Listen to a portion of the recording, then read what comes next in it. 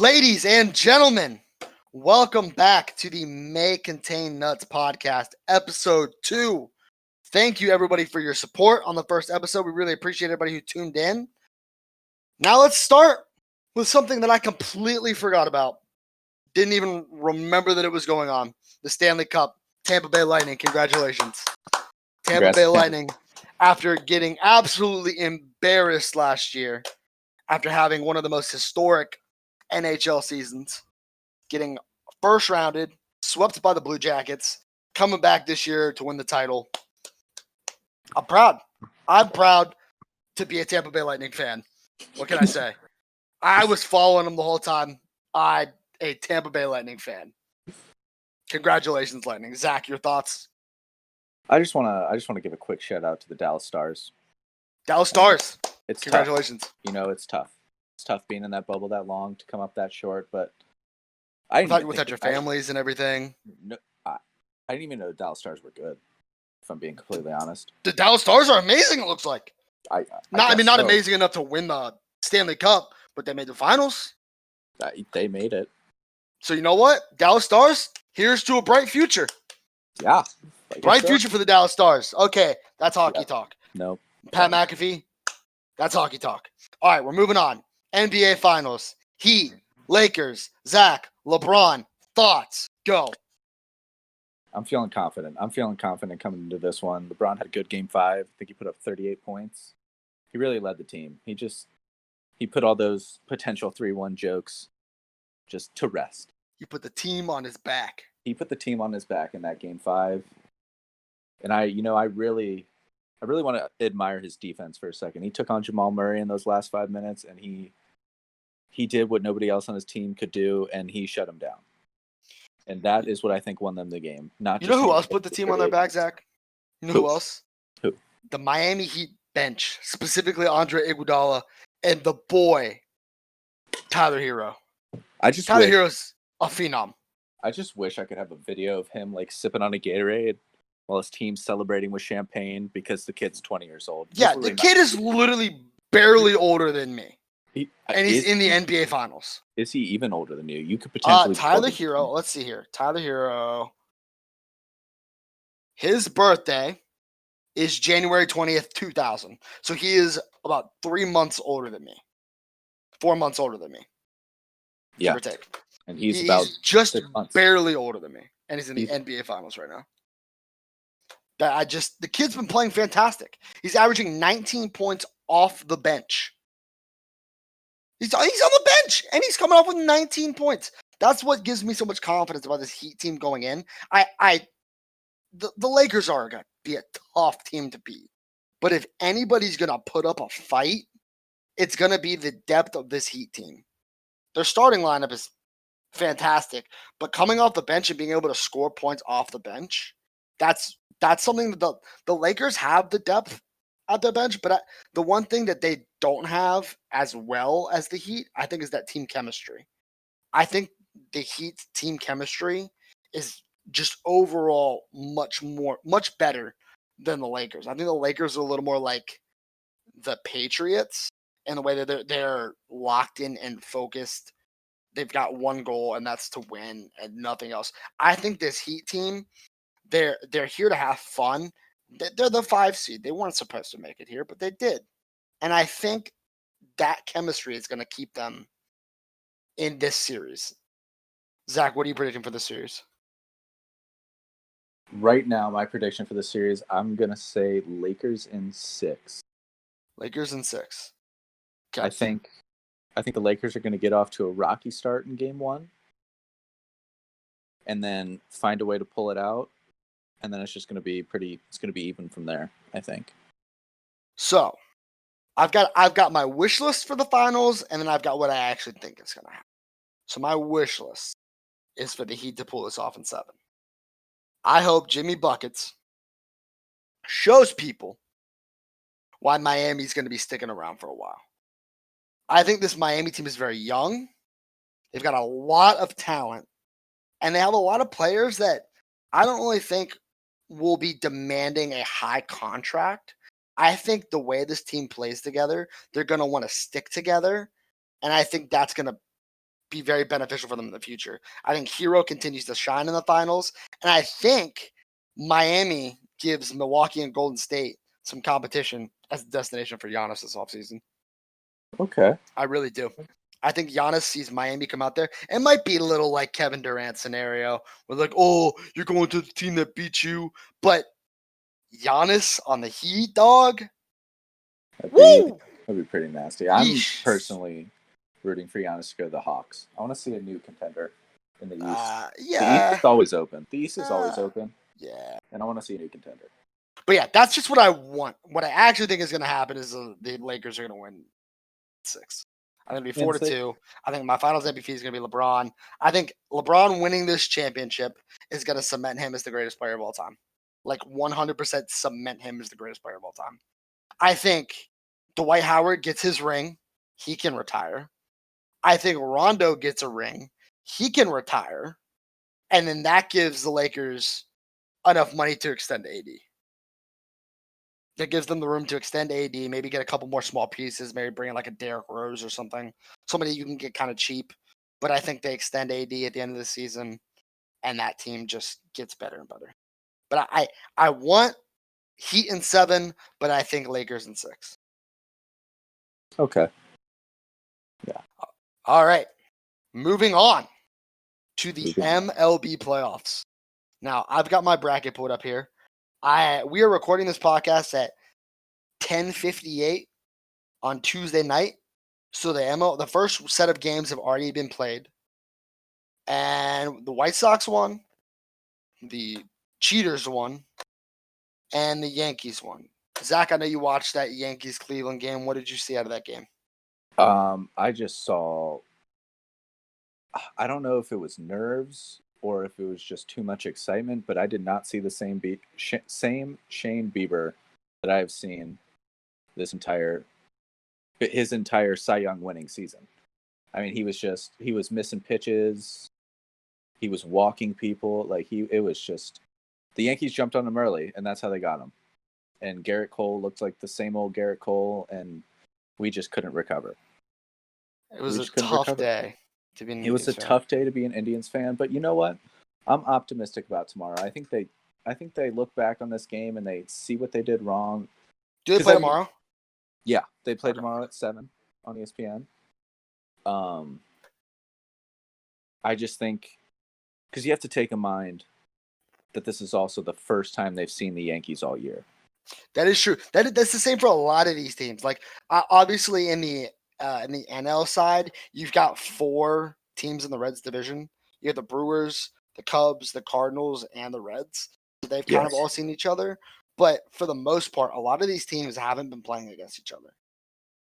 So it's going to be some fresh faces. And it'll be interesting. Now, we both have our brackets pulled up. Let's start in the American League. I'll start. Okay. You want to lead it off? We'll start off with Tampa Bay and the Buffalo Blue Jays. I've got Tampa Bay winning this series 2-0. Okay. Tampa Bay winning this series 2-0. I am also in the same boat. Blue Jays had a good season. They're a young team. They'll be back. But they don't have enough to beat the Rays. Yeah, it's not happening this year. Not happening this year. Zach, moving down to Yankees-Indians. As much as I thought they would win this game tonight, I had the Yankees winning the series 2-1 because I thought the Indians were going to win tonight's game. But who do the Indians have pitching tomorrow?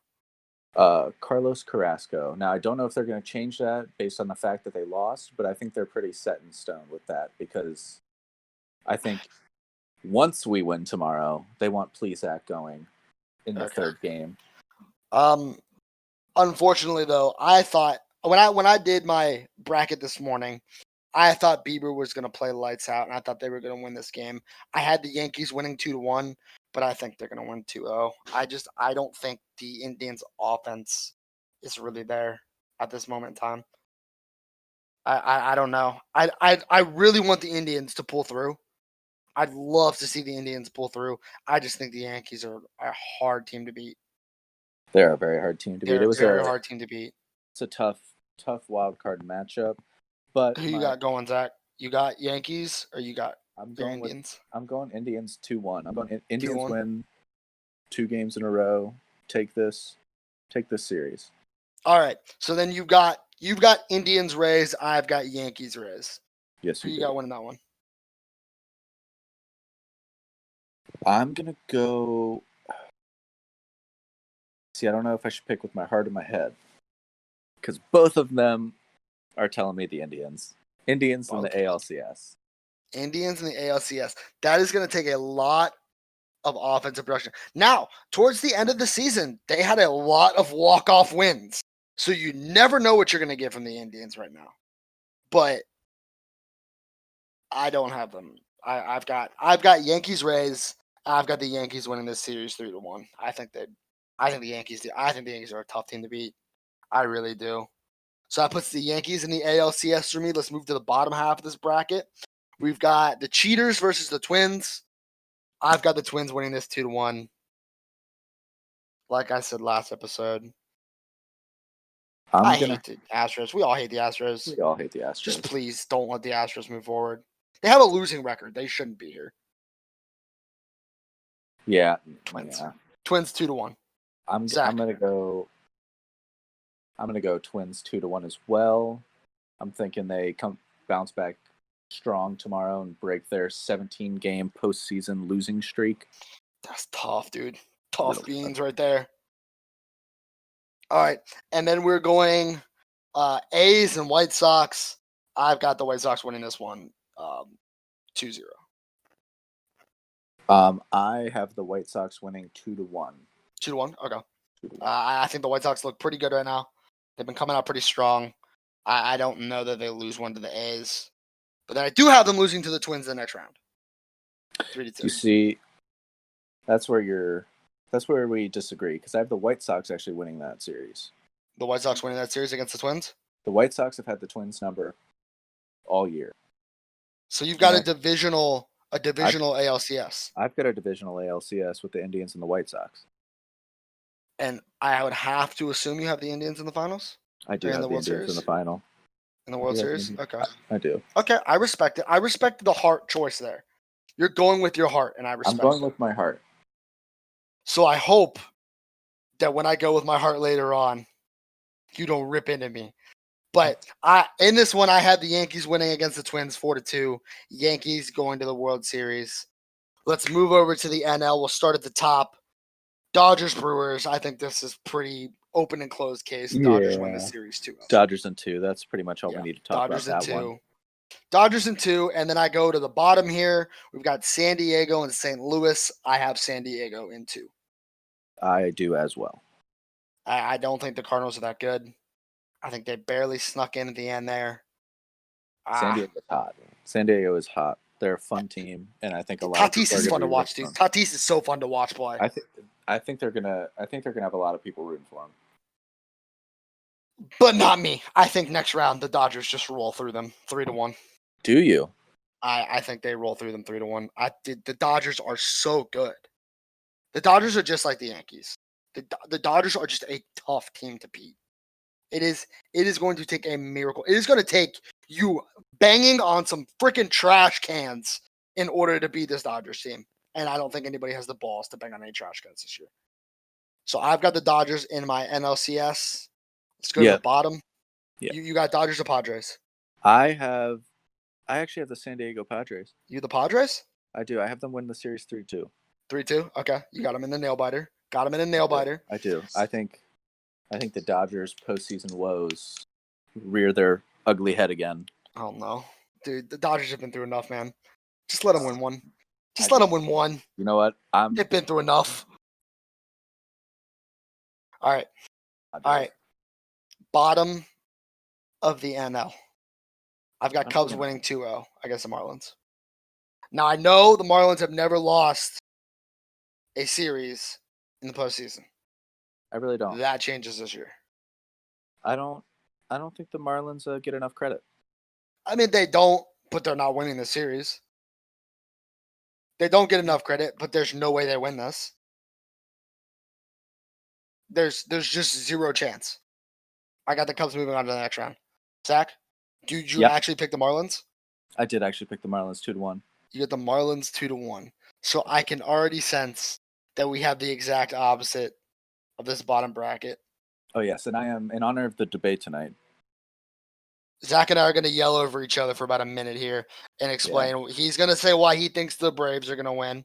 I'm going to say why I think the Reds are going to win. But we're both going to say it at the exact same time so nobody can hear our argument, and then we'll just move on to the next round. Okay, so Zach, let's go. 3, 2, 1. Okay, so I think the Reds bats, they're really going to pick up. I think the Reds bats, they've won You guys what? had 12 of their last 14 games or something like that. They've been phenomenal. I think Bauer picks up the Reds here.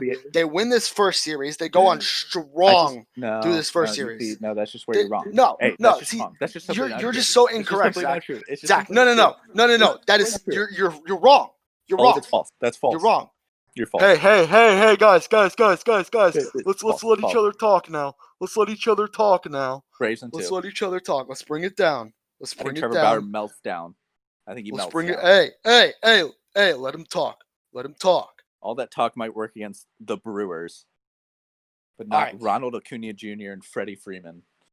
All right. So now that you can actually hear me talk for a second, I'm gonna actually say what I think here. I do think the Reds are gonna win the series. I genuinely believe that. I think the Reds are gonna win 2-1. They are on a very hot streak right now, which is scary because hot streaks can end very quickly. But I think they're very hot going in. I think Trevor Bauer's got a fire lit in his heart. I think he wills this team to the NLDS against the Cubs. Zach has the Braves and the Marlins. Zach, who do you have moving on? I'm assuming you have the Braves moving on. I do have the Braves. NLCS. I do have the Braves. I have the Braves in 3, actually. The Braves in 3-0? Yeah, I think they 3-0. Okay. I have the Reds going to the NLCS in 5. Now, hear me out. The Reds see the Cubs so many times a season. The Reds, they're 4-6 against the Cubs this year, which is a losing record. That's fine. They have a losing record against the Cubs. They're not going to have a losing record against the Cubs in the playoffs.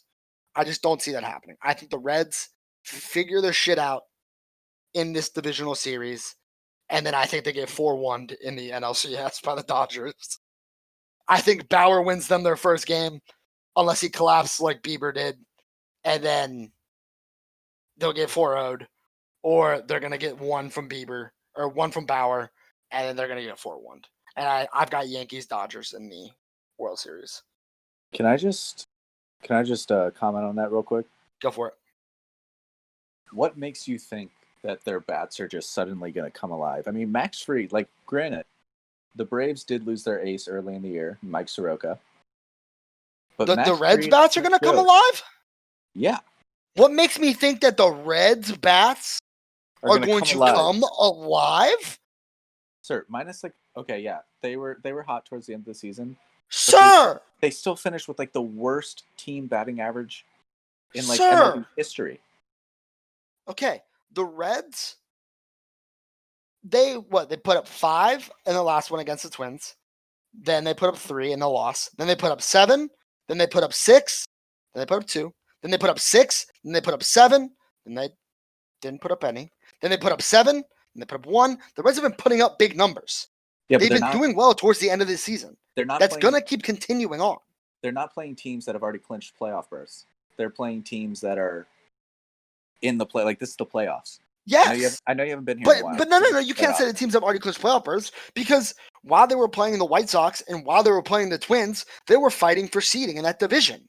So they had reasons to win those games. It's not like they took their foot off the gas. They were fighting for seeding in their division between the Twins, the White Sox, and the Indians. They were all fighting for seeding. So they definitely were playing against teams that were trying, and against the Twins barely lost at home this year. The Twins rarely lost at home, and Reds won 2 out of 3 against the Twins in Minnesota. I think the Reds make it to the NLCS. They get 4-1. Zach, let's talk about our World Series. Okay. You have Indians Braves? Yes, I Indians do. Dodgers. Indians Braves. Braves. So you picked your 2 favorite teams to make the World Series. pretty much. My Braves, the Braves are just, they're pretty much my only hope at this point. But if it's not the Indians, it's either the Braves or the Padres for me. I'm all about exciting baseball. You just want to see somebody different. I just And want to see I somebody know different. you want to see somebody different. I just want to see somebody different. I don't want to see the same old Yankees. I If am the Rays here for the what 2020 needs is a classic World Series. A series that the Dodgers are going to win 4-2 against the Yankees. A Dodgers-Yankees World Series is what 2020 needs. Now, granted, it's not going to be an East Coast, West Coast type thing because I think they're going to be playing in a bubble. But they need that. 2020 needs a Yankees-Dodgers World Series. And I think the Dodgers, they get their championship that they've been longing for the past 5 years. And the Dodgers finally pull it through. I think Mookie Betts wins MVP. I think the Dodgers pull it through. What can I say? I can see it. I can see it. I can It definitely will be see a it. fun series if it's Yankees-Dodgers. It will be a very fun series. Now, granted, I would love to see it be different teams. And that's what I like. I really like this 16-team format. I think it is a lot of new teams. The Reds haven't been in the playoffs in forever. The Marlins haven't been in the playoffs forever. The Padres haven't been in the playoffs forever. The White Sox haven't been in the playoffs forever. Blue Jays, they've been in playoffs recently, but not too recently. There's a lot of new teams in here that are giving teams an opportunity to show that they have what it takes to play with the big guns. And I really like. I hope they keep this format moving forward. See, I think it'll be more fun. That's where we disagree. You don't like it? I like it for I like it for these circumstances, and I also like that the wild card series is best of 3. Okay, I think it's always been best of 3. No, it was best. Is it best of 1? It's one. It's a one game thing. Yeah. But what I don't like about it is, like you said, how we have teams like the Astros and the Blue Jays and the Yankees that would not have made it. The Yankees wouldn't have made it? No, because they're the 5th seed. Or no. No, the 7th and 8th seeds would have been the 2 that didn't make it.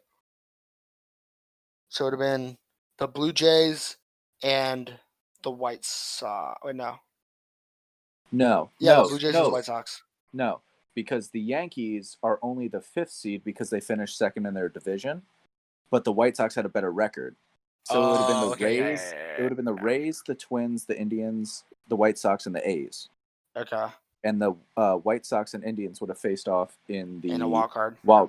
Okay. Which I would have loved to see, like a divisional wild card. That'd be sweet. But here's the other thing, though. I like these longer series. I'm actually kind of paying attention to baseball right now. I like it. There's football. I normally don't pay. Now, granted, the Reds have been butt cheeks the last 7 years, so I really haven't had a reason to. But I really like that I'm seeing fresh faces in these playoffs, and not just because it's the Reds. But I think the Dodgers win the World Series this year. A little bit because of the Reds. It's a little bit because of the Reds. But I think the Braves take it all the way. With their lack of starting pitching, I think their bats make up for it, and I think they take it. All right. That will do it for the playoffs for the MLB. Zach's got the Braves. I've got the Dodgers. Let's move on to what was a very... First off, let's just... Elephant in the room. Zach called a freaking tie.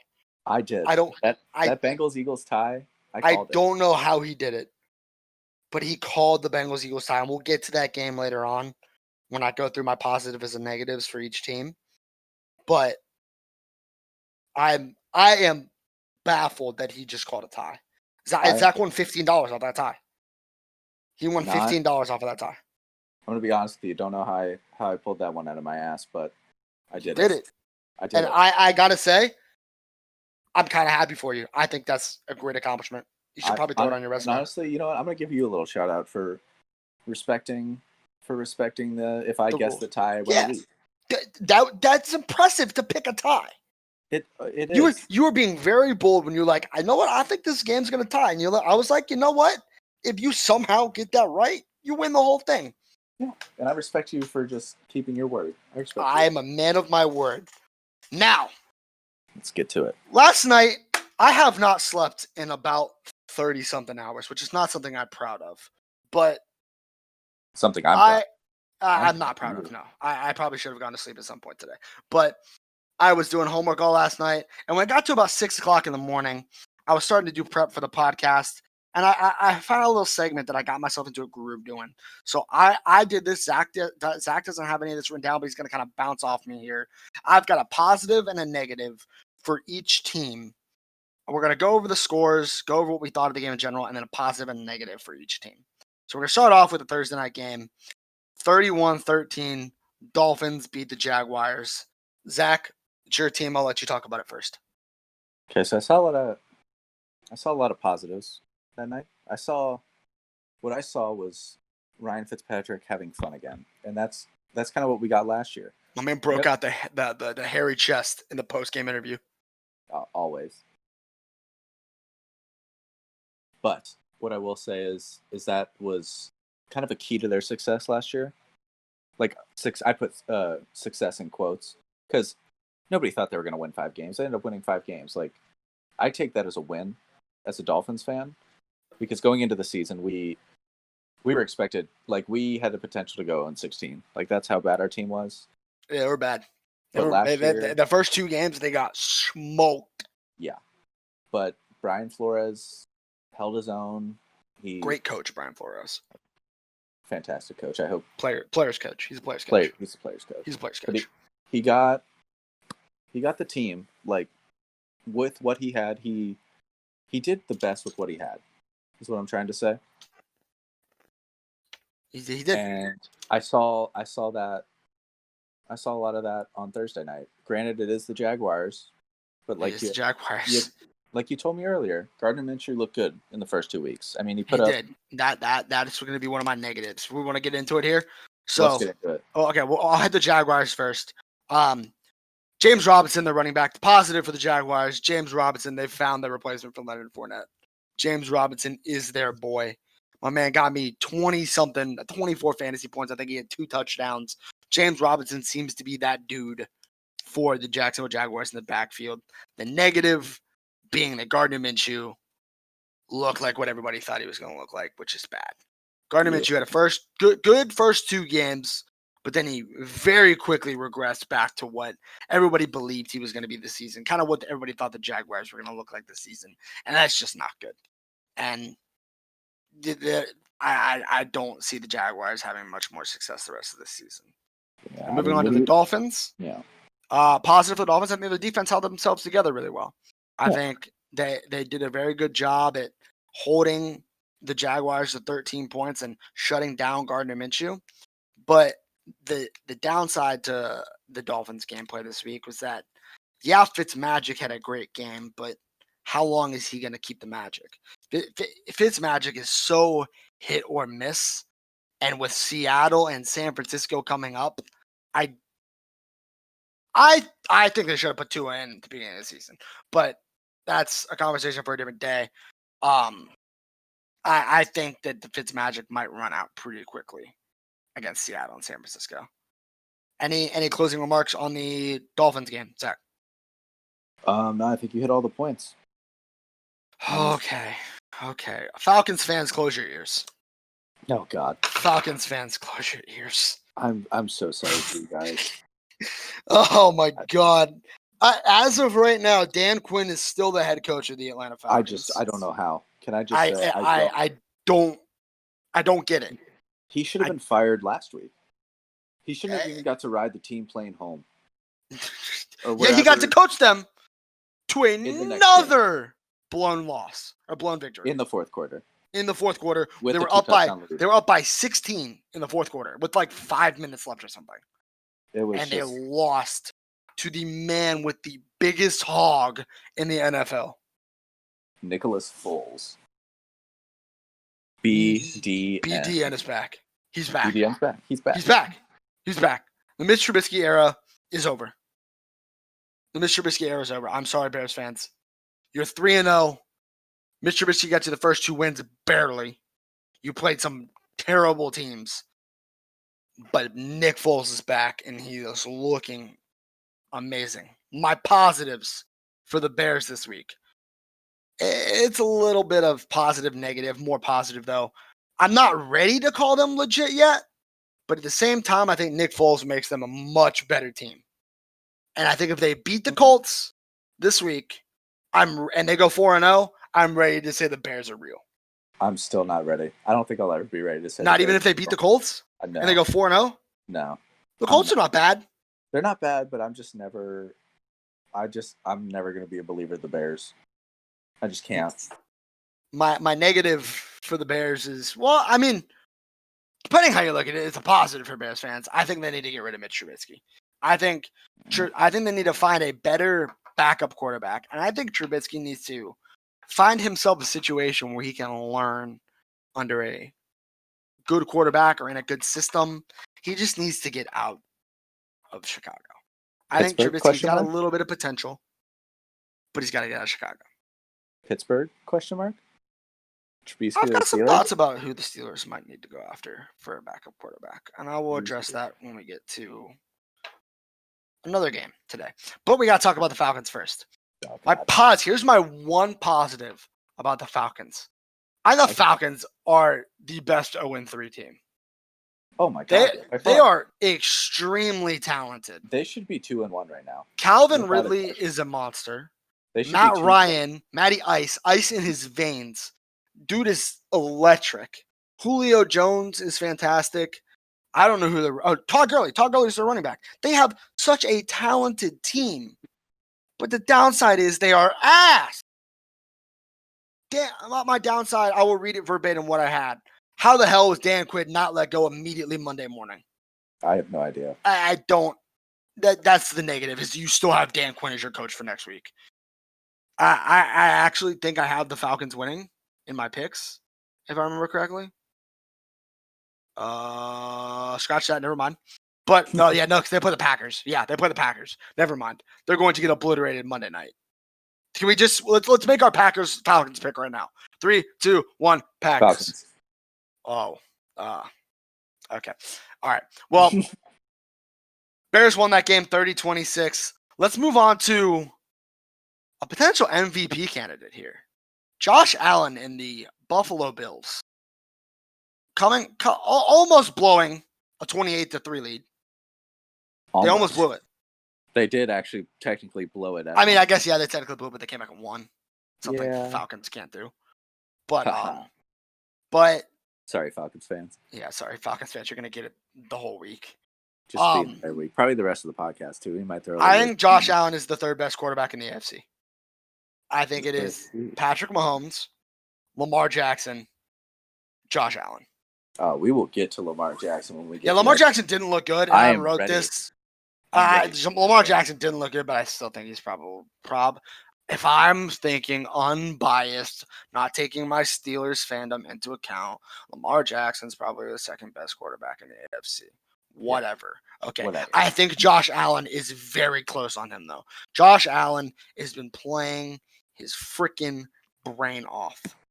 He's been playing his mind out. I don't know what I'm saying. He's been playing so well. Nobody expected Josh Allen to be this good. But can we also take into account something? What are we taking into account here? Week 1, he faced the Jets. Okay. Well, we don't talk about the Jets in this podcast. What a dumpster fire that is. Week 2, I hate to tarnish my Dolphins, but our secondary was depleted. We didn't have Byron Jones for the entire game. Yeah. And then this week was the first week that I think he faced a good team, a good opponent, and they won. Barely. My positive for the Bills this week: Josh Allen is the third best quarterback in the AFC, and I think he's an under the radar MVP candidate. I still think we'll get down to who I really think is the MVP candidate. I think it's pretty obvious at this point. It's very obvious. It's very obvious who I think the MVP candidate is, but I think Josh Allen's probably a close third or fourth right now, and he's definitely making his case. My negative for the Bills is that they almost blew the game. Their defense looked really good early on. They looked very stellar early on, and then they just fell apart. They almost lost the game. They cannot be doing that the rest of the season if they want to keep playing the way they are. The Rams, the Rams didn't let the score go to their head. The positive for the week, the Rams didn't let the score go to their head. They kept their composure. They come back, and they almost won the game. Then they blew it. Yeah. Then they blew That's it. positive. That's kind of their positive negative. They weren't able to close. Finish the deal. They can't finish. Just to They're kind bounce of like off the that a little Falcons. bit. They're kind of like the Falcons. They can't finish. Just to bounce off that a little bit. I was happy with Jared Goff. Not early on, but later in the game. He played pretty well. And I think Darrell Henderson has pretty much cemented his role as the number one running back in Los Angeles. Okay. Yeah. I can agree with that. 20 rushes, over 100 yards on a good Bills defense. I can agree with that. That's impressive. The Rams didn't look bad. I think the Rams are a good 2-1 team. I think I know I told you this earlier in the week, but I think the Rams are back. The Rams are back? Are we officially saying the Rams are back? If they can just tune up their defense just a little bit, I think the Rams are back. I think Rams are back. You heard it here first, guys. The Rams are back. The Rams are back. All right. And then another quick thing, Robert Woods and Cooper Kupp, they got their extensions this year. They showed why they got their extensions. They both played really well. The very good 1-2 punch at wide receiver. All right. This one's a little bittersweet for me. Congratulations, Cleveland Browns. You no longer have a losing record. The Browns beat the Washington football team 34-20 for the first time in 6 years. The Browns have a winning record. Can I just get a public apology for you picking the Washington football team over the Browns? No comment. Can I just get a public apology? No comment. I would just I think Dwayne Haskins is bad.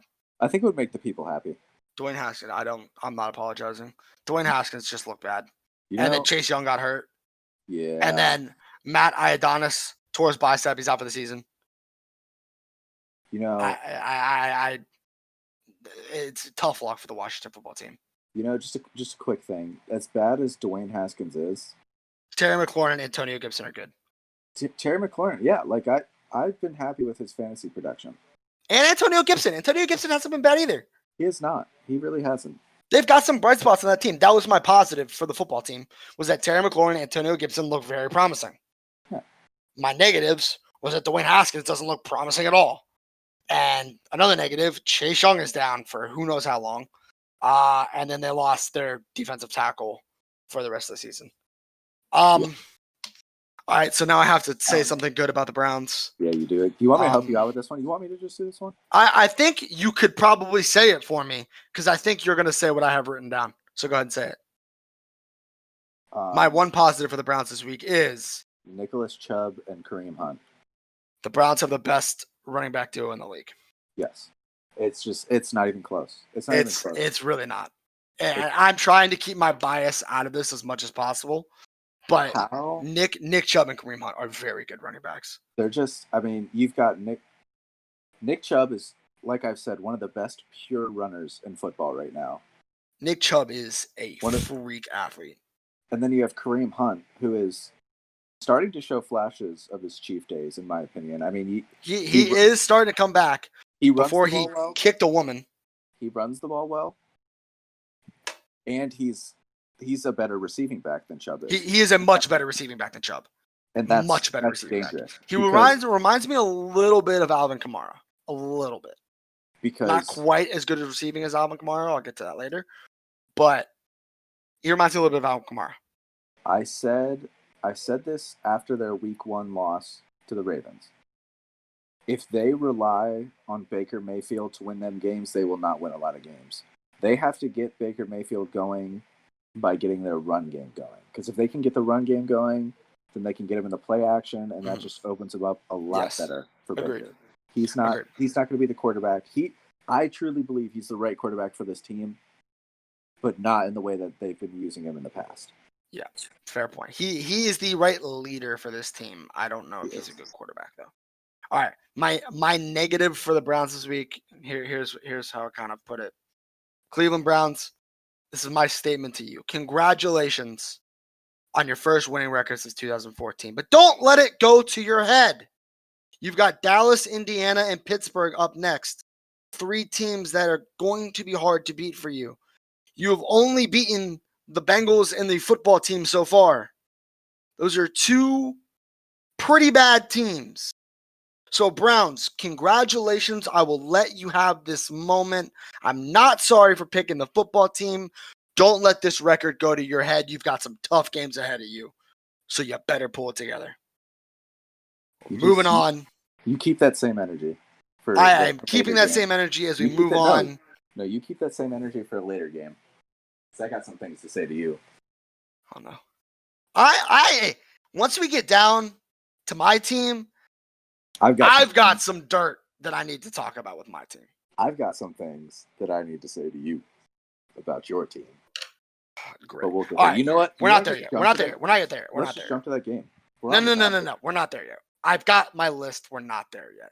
We are on Stephen Gostkowski making 6 field goals. Stephen Gostkowski's back. He's back. Stephen Gostkowski is back. He is fully back. He looked terrible week 1. He's back. Stephen Gostkowski made 6 field goals, and Derrick Henry looked really good as well. This was a game that the Vikings shouldn't have lost. They should have won this game because Dalvin Cook had 181 rushing yards. He threw the team on his back. Him and Justin Jefferson threw the team on their back, and they still lost by 1. Kirk Cousins is the most overpaid quarterback in the NFL. Yeah, it's bad. It's bad over there. So yeah, my positive for the Titans is you've got your kicker back, and Derrick Henry looks very good. My negative is that their defense allowed 181 rushing yards and 175 receiving yards to 2 people. That's not good. That's not great. That's not good. That's not great. That's a weak defense there, and a defense that just got Jadeveon Clowney. But can I say something on that? Go for it. Have we ever looked at the Titans as a good defensive team? Like I'm talking like above average. No, but Jadeveon Clowney should definitely elevate that. It should elevate the run defense, but it really shouldn't have. But it didn't. If you're allowing 100, now granted, Dalvin Cook is a top 5 running back in the league. I mean, yeah, that's a tough comparison. I've got James Conner next week, who isn't great, but we'll get to him. He's looking better than I thought he would. But he's not going to run 181 yards on this team. My negative for the Vikings, my positive was that Dalvin Cook and Justin Jefferson looked really well. But my negative is that they just blew a game they so easily could have won. Yeah. They so easily could have won. In the blink of an eye, they lost that game. They definitely could have won that game. Now, we move to the Patriots and the Raiders. 36-20 Patriots. Rex Burkhead looks good. Does look good. But Rex Burkhead, a guy that played for the Bengals a while back, is looking really good. And go for it. But knowing the Patriots offense, we might not even see him next week. Yeah, no, that's what I'm saying. I put my positive is Rex Burkhead looks like he could be the new star in New England, but the Patriots switch up their game plan so much and take advantage of a team's weakness, so you might not even see him next week. Yeah. They play the Chiefs next week. That'd be a good game. But Bill Belichick is still Bill Belichick. He was able to switch up that game plan and completely shut down Darren Waller. Yeah, I mean, Darren Waller did nothing this week. Pretty much non-existent after just absolutely working the Saints. So I didn't get to see this game too much, but my one negative for this game for the Patriots, and I really couldn't think of a great negative, but my one kind of negative, kind of more average thing was Cam Newton didn't really play great. He looked really good his first 2 games, was throwing the ball very well against the Seahawks. But only had 162 passing yards, 1 touchdown, he threw an interception. He only had 27 rushing yards. Those are very low stats for Cam Newton. So if I'm going to nitpick something from the Patriots, it's going to be Cam Newton needs to step it up a little bit. But going off that, played the Dolphins week 1. Yeah. And the Seahawks week 2. And while the Seahawks are a very good team. Offensively. They're not great defensively. Yeah. No, and we'll get to that when I get down there. Yeah. They're not great defensively. So, I mean, we could just look at it as the Raiders are just better equipped for a running quarterback. Yeah. Or we can look at it as maybe Cam Newton just had an off day. I'm going to look at it as Cam Newton just had an off day. That's how I'm going to look at it. We'll see how he does against the Chiefs next week. My buddy, I'm going to give Emilio some credit here. He said credit to Bill Belichick sneaking in to schedule the Patriots playing the Chiefs directly after they play Lamar Jackson, so they can see how the Chiefs stop the running quarterback, so they can plan against that. Bill Belichick is going to probably run all over the Chiefs with Cam Newton. And I credit Emilio De La Rosa if he does. All right.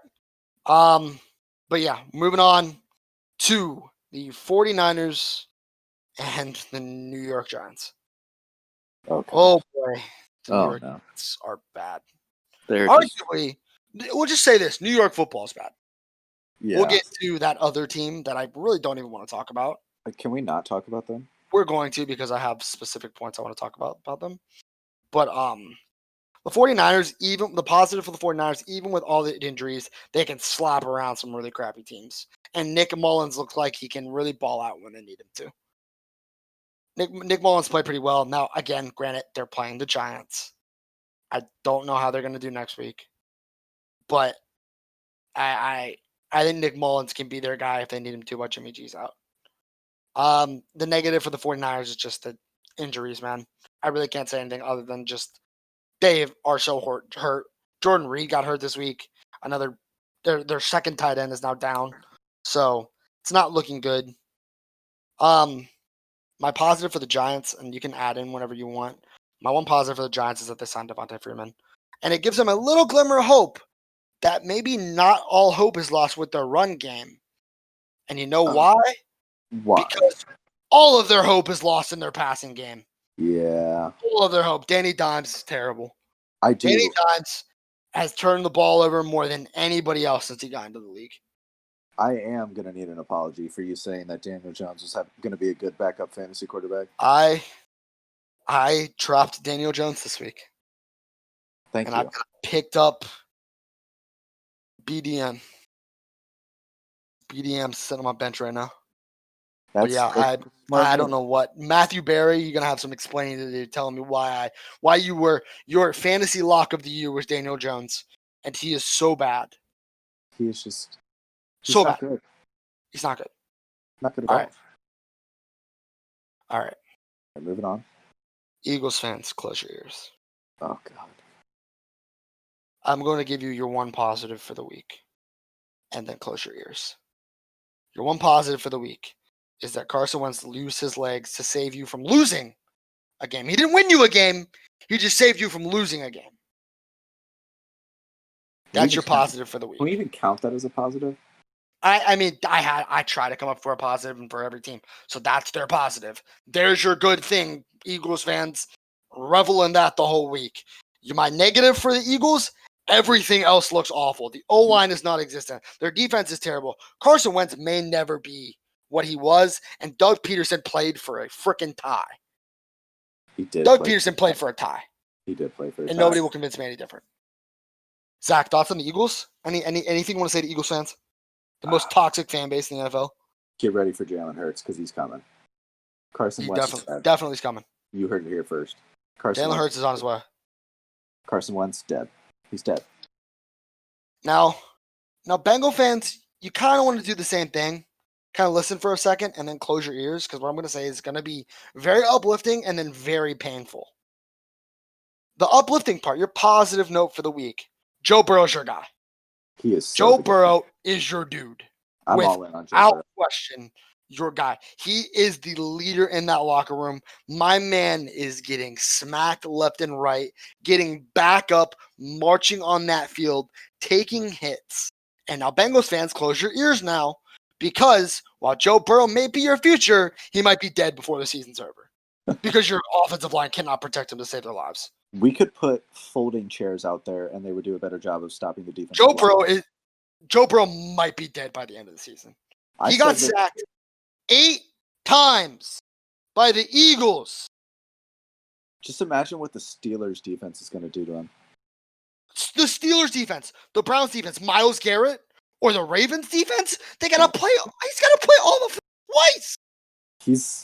Twice. He might not survive. Joe Burrow's going to die by the end of the season if the Bengals don't get them I said this last year, and I'll say it again. Bobby Hart, or whatever his name is about as useful as a chair out there. Like, I'm going to use the folding chair reference again because I said it last year. He's a chair. All you every single defender, just Chris Berman, whoop, right past him. All you got to do is just push him. Just push him a little bit. Insert the Chris Berman, whoop, and he's running right past him. Yeah, he's so bad. Pitiful. So bad. Pitiful. All right, Bengals fans, you got your man, but he might be dead by the end of the season. All right, Zach.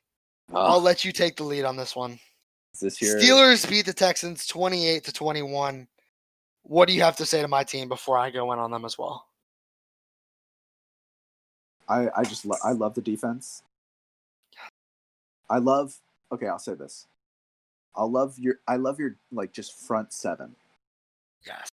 Cornerbacks need a little bit of work. TJ Watt. I'm all in on the front seven. Bud Dupree.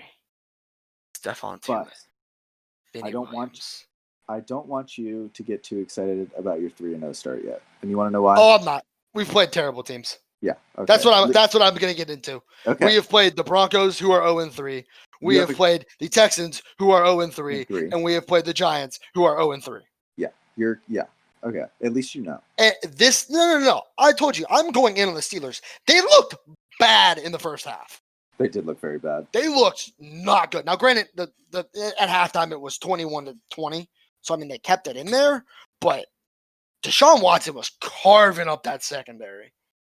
He was putting in work on that secondary. And with not time out real quick. Minkah Fitzpatrick, Joe Hayden, Steven Nelson, Mike Hilton. I'm talking to you boys, and Terrell Edmonds. I'm talking to you guys. Get your shit together. Our front seven is the best, probably front seven in the NFL right now. They're leading the league in sacks. They're leading the league in tackles for loss. They are probably the best front seven in the NFL. Let's help them out. Get your shit together, please, so we can continue to win. Because next week we have a 3-0 team. Now, granted, this is breaking news. Earlier today, the Titans have COVID. And the Steelers play the Titans next week. So that's up in the air. As of right now, the NFL has announced that they are going to be playing the game Sunday, and the contingency is that they'll play it Monday. So right now they're going to keep playing the game, and that they were talking about it like it's just the risk that teams are running at this year is that if you have a player that gets it, you're most likely not going to be able to practice this like the whole week, and you're just going to have to try to game plan the best you can. That's just what was said this year. So if the Steelers beat the Titans, do I even count it then? Because it's a Titans team that didn't practice all week? Yeah, I don't know. I do count it. You know why? You want to know why? Why?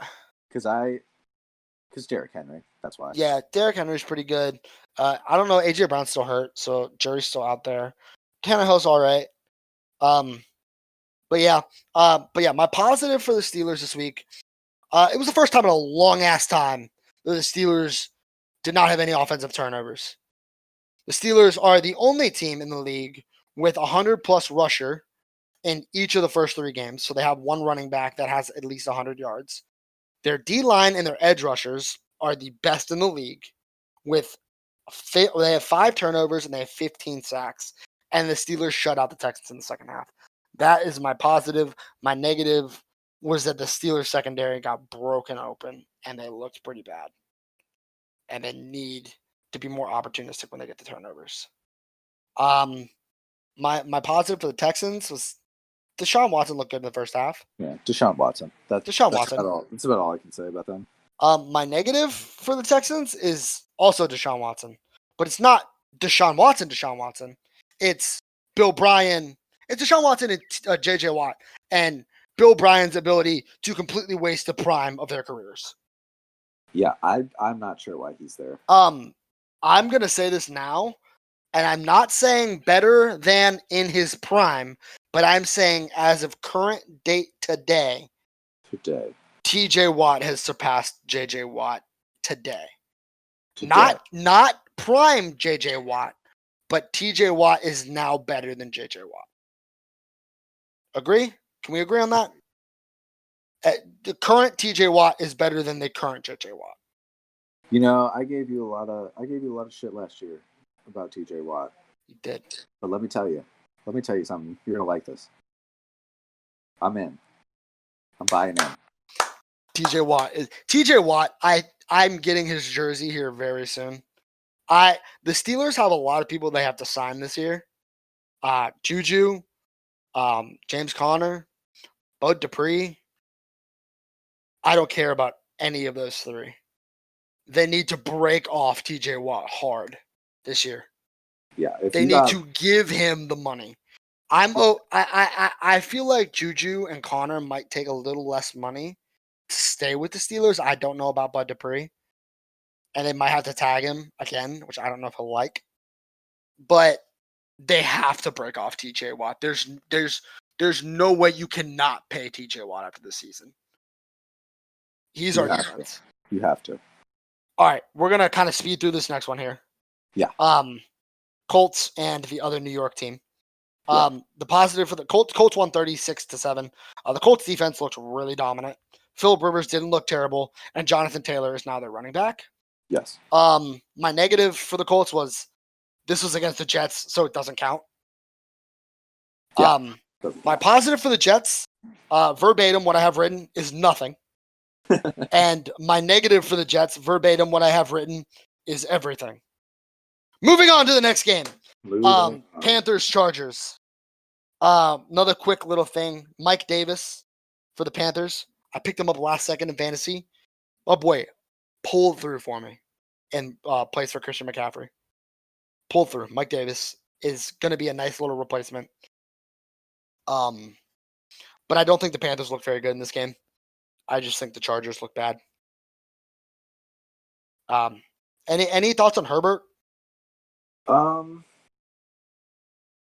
I think as of right now, he's the better option than Tyrod Taylor. That's what I have as my positive. I think if Justin Herbert is their starter for the rest of the year. Yeah, I think if they want any chance of having any success, I think they need to just roll with Herbert. Yeah. Yeah. I agree. That was my positive for the Chargers. I think Herbert should start the rest of the year. My negative for the Chargers was there was a very winnable game for the Chargers, and they just silly mistakes cost them that game. That was a very winnable game for the Chargers, and they just couldn't pull it through. We're gonna kind of speed through these last couple, and then we're gonna hit the last three pretty hard. But these next two, we're gonna kind of zip through a little bit. Buccaneers, Broncos, Tom Brady. My positive was Gronk's finally starting to wake up. Fournette and Ronald Jones look good, and Mike Evans is looking healthy.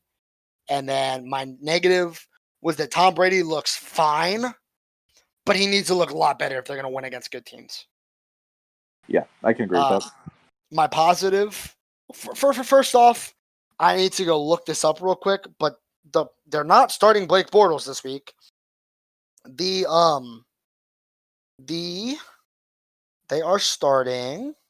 Yeah, I can't even remember his name. Hold on. They are starting Brett Rypien. Zach, thoughts on Brett Rypien? He's got a lot of upside. Troy Aikman in the comment section of Adam Schefter's post talked with him today. Looking forward to watch him play. He's got the Troy Aikman seal of approval. Looks like they just dominate the Jets with Brett. Okay. I think that's my positive was going to be that Blake Bortles should be their guy, but I guess Brett's their guy. My negative is that I don't think their defense looks very good. I think they're in deep shit if they lose against the Jets this week somehow. Next game, kind of a shocker for me. A team we both are very high on, losing to the Lions 26-23. Kenny Galladay really makes the Lions look a lot better. He does. He adds that second guy that they need. Yeah, Kenny Galladay, along with Adrian Peterson, look pretty good too. Yeah, but I'm thinking if they want to get their run game going more, Swift. It's just got to go through Johnson and Swift. Kerryon Johnson and Swift. I mean, they got to go with the younger guys. I mean, Peterson, he's there, yeah, but he's just so far past his prime. Yeah. Like, you're not going to win games with Adrian Peterson. Not anymore. Yeah. Not anymore. That's sad. Not like you used to. Hall of Famer Adrian Peterson.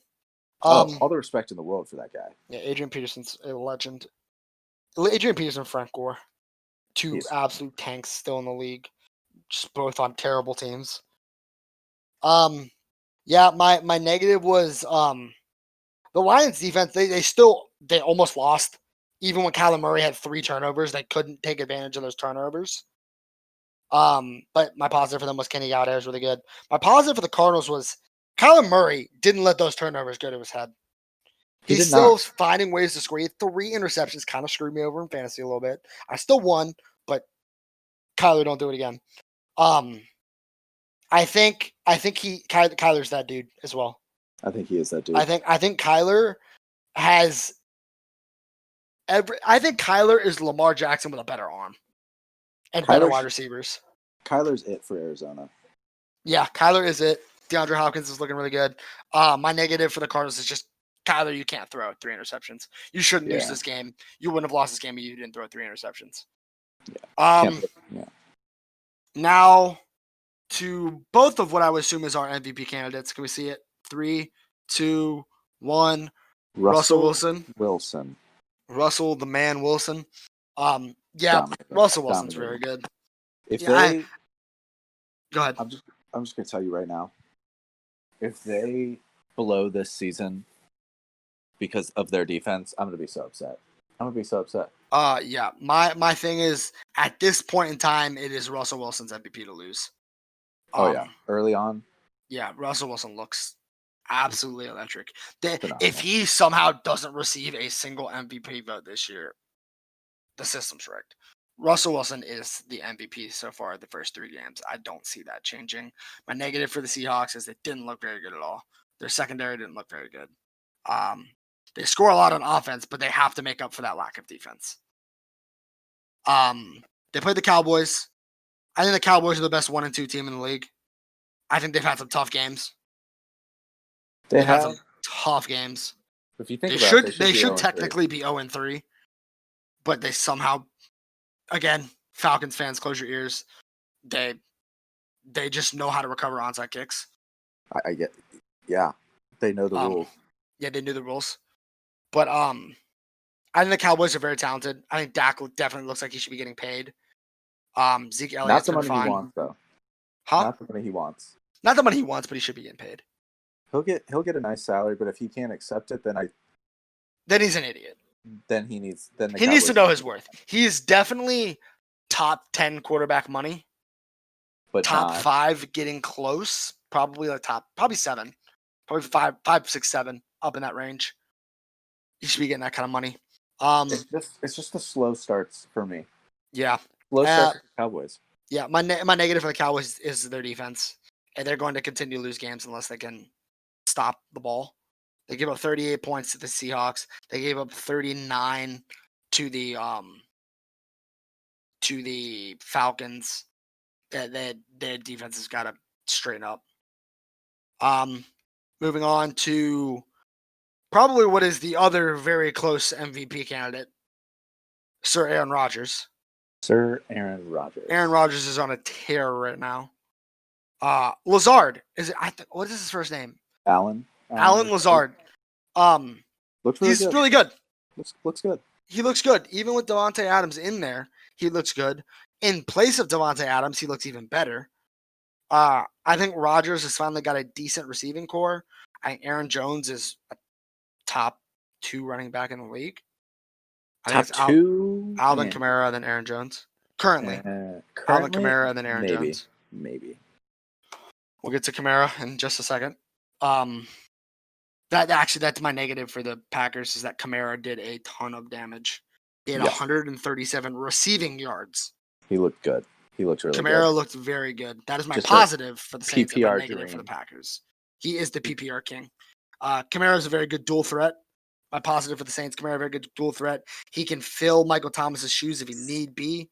He didn't run that often. Their leading rusher was actually who's their backup? That was their leading rusher. The guy that used to play for Minnesota, Latavius Murray. That was their leading rusher. And then he led them in receiving yards. My negative for the Saints, Drew Brees is done. I knew you were going to say that. I just knew you were going to say that. I don't think Drew Brees has it anymore.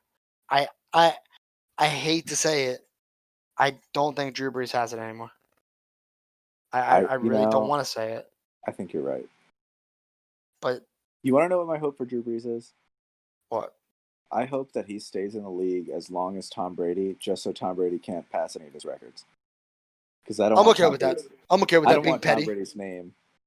in the I record don't want books. Tom. Yeah, I don't want him. I mean, it's I'm already okay with in that. there, but I don't want it. I don't want it above Drew Brees. Let's send him to a different team though, so the Saints can rebuild. Let's send Drew Brees. Where should we send Drew Brees? Also, I forgot to mention. I think Sam Darnold should be the backup for the Steelers. Yeah. Sam Darnold, I think, should be the backup for the Steelers. That was my one thing. I was like, I think the Steelers needed a backup quarterback. I think it should be Sam Darnold. But yeah, I think Drew Brees needs to go to a new team and finish out his career. Obviously, he probably wants to retire as a Saint. But if we're going off of this being petty against Tom Brady shit, we need him to switch teams. Yeah. Go to a team that's just going to be hucking the ball down the field, which he can't really do anymore. But yeah, just enough to where he can keep his records. Yeah. Fair enough. All right. Last game. Chiefs donkey roll the Ravens. I'm gonna start. Can I start off with this one? Yeah, go for it. Lamar Jackson. I just got something to say to you. You got to figure it out, bud. You got to figure it out. You can beat all the shitty teams in the regular season you want. Yes. You can beat them all. But when push comes to shove and you throw 97 passing yards Yeah. prime time TV against the former Super Bowl MVP. Against your so-called rival. This is supposed to be like the Peyton Manning, Tom Brady. This is supposed to be the best of the best. And you shit down your leg with 97 passing yards? The Chiefs' defense is good, but they're not great. They're not. They're not that great. They didn't win the Super Bowl because they had an elite defense. They won the Super Bowl because they have just the best offense I've ever seen.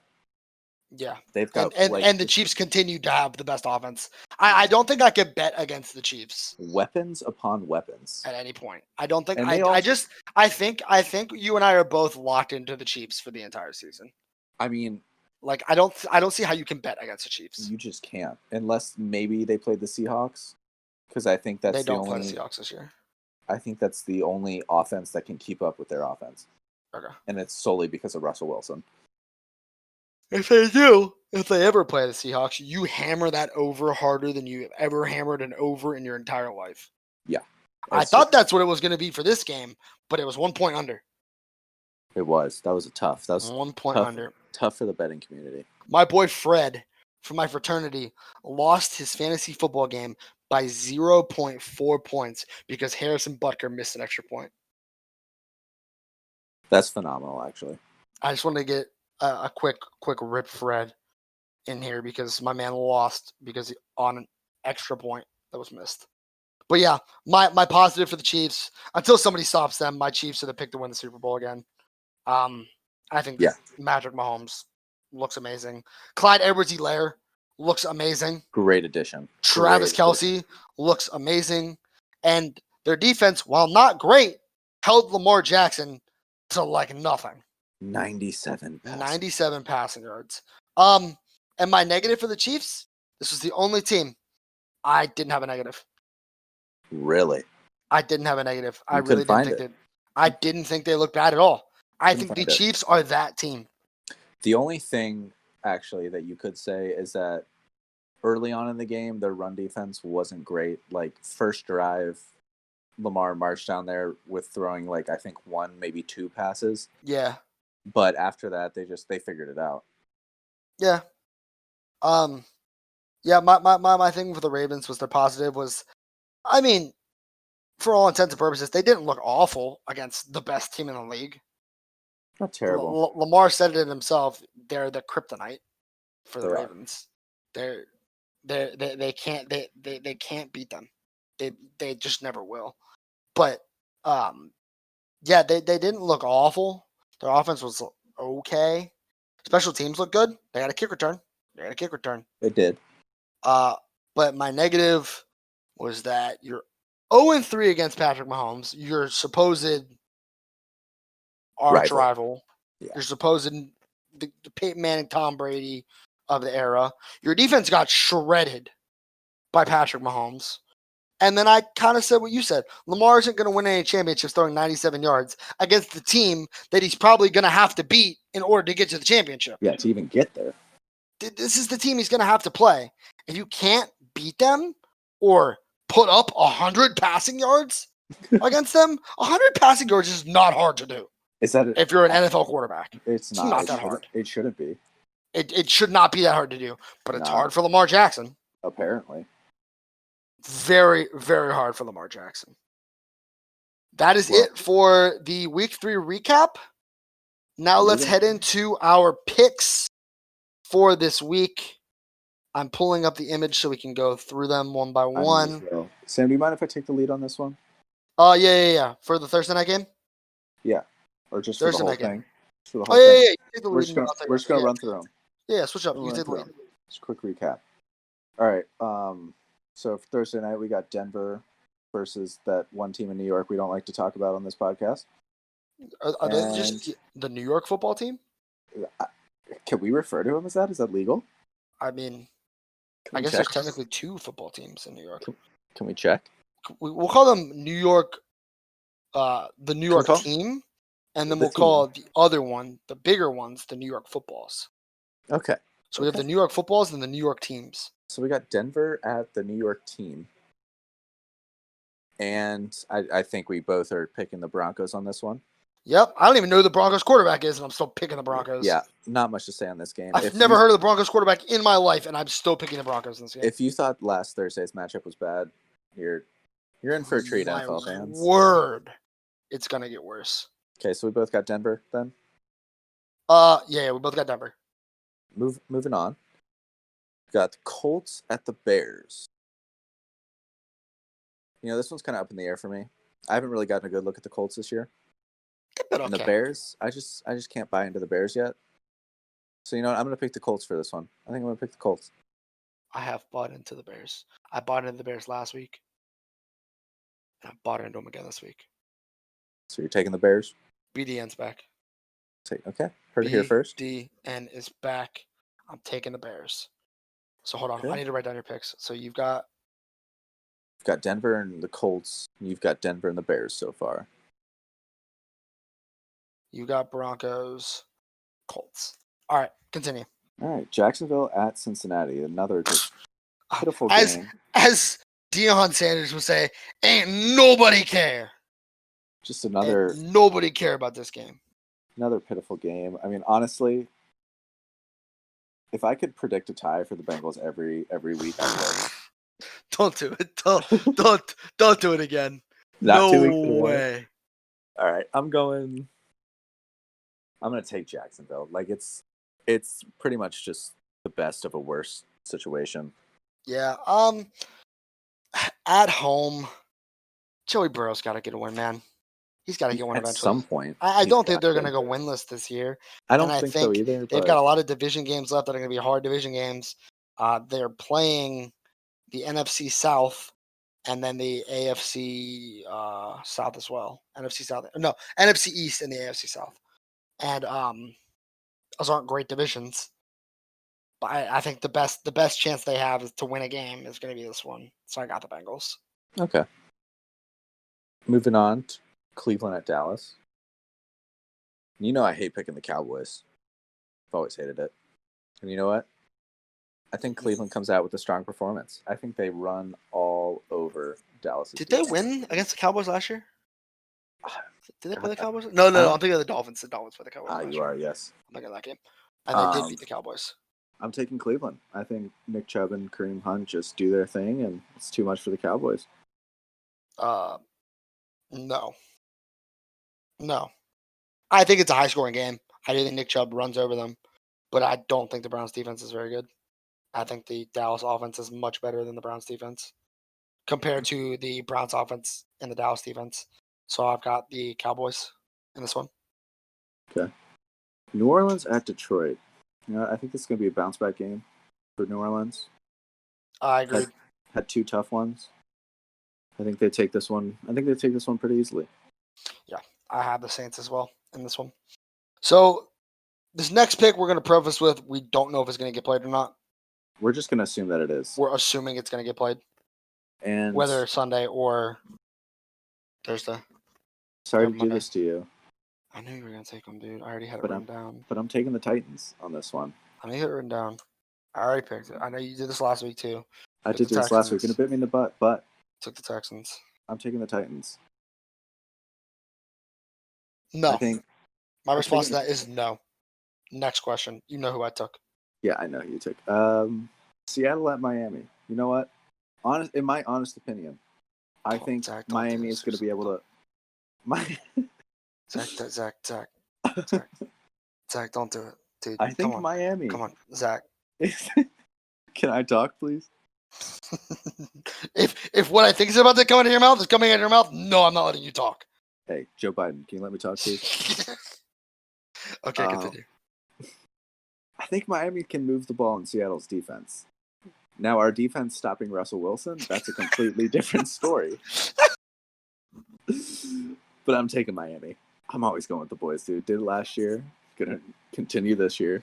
I don't care who they play. Like, I know when to not take the Steelers. Do you though? Because I'm pretty sure I you picked do the know Steelers when to not take the every Steelers. single game last year. Yeah. And the Steelers were dominant last year. They had a duck and Rudolph the Red-Nosed Reindeer as their quarterback. We're not even going to talk about that, man. All right. I picked the Seahawks in that game. Next game. Los Angeles at Tampa Bay. I think we're, as much as we hate to do it, I think we're both picking Tampa Bay. We're both taking Tom Brady, yeah. We We are both taking Tampa, and what I think is going to be a blowout. Do we even have to talk about the next game? Baltimore at the football team. Nope. Especially next game. Like, yeah, we're not even going to talk about it. Next game. Arizona. We probably don't even have to talk about this one either, honestly. Next game. Okay. Just so you guys know, Zach and I took the Cardinals and the Ravens. Minnesota at Houston. We do have to talk about this game because it's the battle of the 0-3 teams that kind of look good. They kind of look good. I think I'm going to have to take Houston on this one. That's what I took as well. Even without fans, I mean, just being at home, there's something about it. Yeah. I had the Texans as well.